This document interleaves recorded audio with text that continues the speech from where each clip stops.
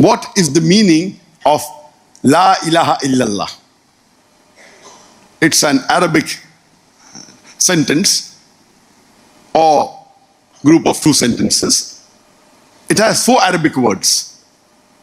La ilaha illa Allah. What is the meaning of the Arabic word La? It is not maybe not. La does not mean no. La means absolute no.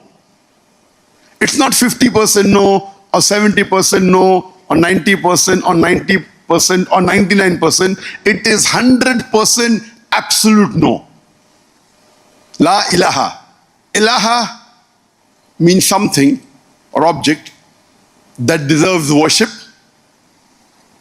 that deserves obedience, that which we seek protection from, that which we love, we hope, we fear.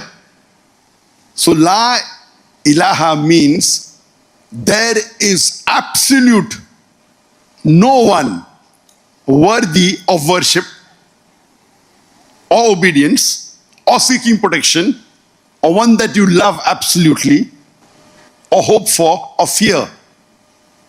Illa. The first sentence is a negation. La ilaha, there is absolutely 100% no one worthy of worship or obedience or seeking for protection, or who you absolutely love or hope for or fear. The second sentence, or if you want to call the second part of the sentence, if you call the complete one sentence, is illa, except.